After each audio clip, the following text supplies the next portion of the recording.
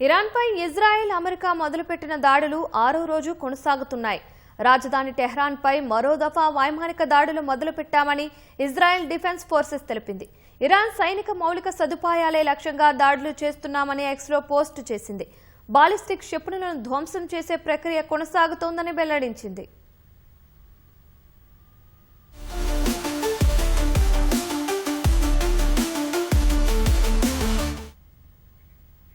Tehran సహా ఇతర నగరాలు బాంబు దాడులతో దద్దరిల్లుతున్నాయి. ఫలితంగా అనేక మంది ఇరాన్ పౌరులు ఇతర ప్రాంతాలకు తరలి వెళ్తున్నారు.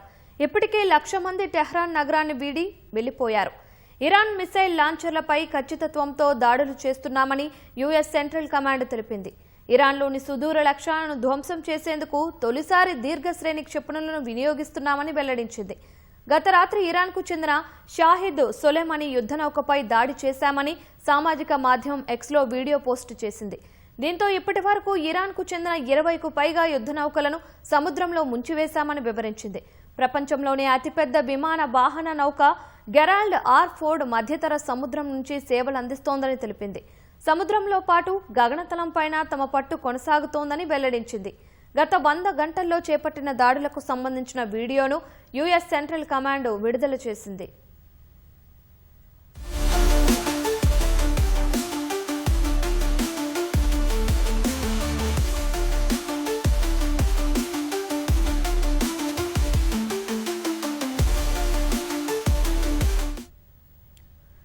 అటు లెబనాన్లోని హెజ్బొల్లా మిలిటెంట్ సంస్థ లక్ష్యంగా ఇజ్రాయెల్ దాడులు కొనసాగుతున్నాయి.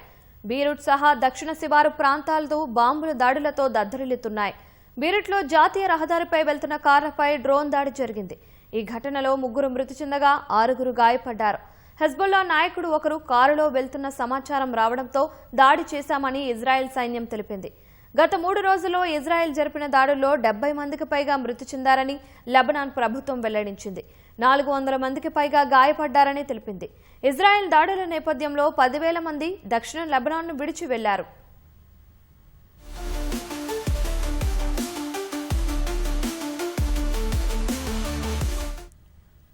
హెజ్బొల్లా మిలిటెంట్ల వద్ద ఆయుధాలు లేకుండా చేస్తామని లెబనాన్ ప్రభుత్వం తెలిపింది. అయితే ప్రభుత్వ ప్రణాళికను హెజ్బొల్లా మిలిటెంట్ల సంస్థ తిరస్కరించింది. ఇజ్రాయెల్ దురాక్రమణ కొనసాగినంత కాలం తాము ఆయుధాలను విడిచిపెట్టమని హెజ్బొల్లా నాయకుడు ఖాసిం తెలిపారు. ఆయుధాలను కలిగి ఉండడం తమ హక్కు అని అన్నారు.